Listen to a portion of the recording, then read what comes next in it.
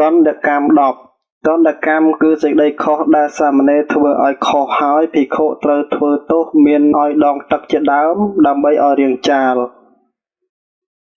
មួយវិកាលភោគីហោនទេសាមណេរបរិភោគនៅភោជនាហារក្នុងកាលខុសពីណាចាតិវិសោកតៈសិកោហោទេសាមណេររាំច្រៀងប្រគំនិងមើលនៅល្បែងដែលជាសត្រូវដល់កុសលធម៌បីមាលាតិធារណាតិកោហោទេសាមណេរត្រត្រង់ប្រដាប់និងតាក់តែងត្រត្រង់រាងកាយដោយផ្កាកម្រងនិងគ្រឿងក្រអូបនិងគ្រឿងលាផ្សេង4អុច្ចាសយនាតិកោហោទេសាមណេរដេកឬអង្គុយលើទីសេនាសនៈដ៏ខ្ពស់ខួសប្រមាណនឹងទីសេនាសនៈដ៏ប្រសើរ5ជាតរូបរជតបដកហកោហោទេសាមណេរទទួលកាន់យកនៅមាសនិងប្រាក់ដោយខ្លួនឯងឬប្រើអ្នកដទៃឲ្យទទួលកាន់យកហើយត្រេកអរចំពោះមាសនិងប្រាក់នោះ6ភិក្ខុនាងអាលាភាយៈបរិស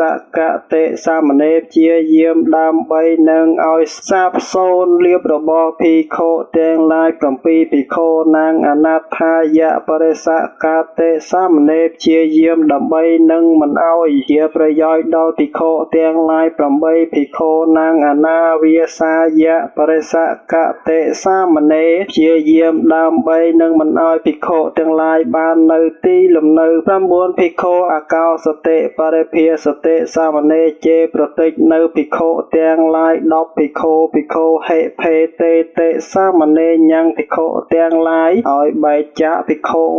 ទាំងឡាយ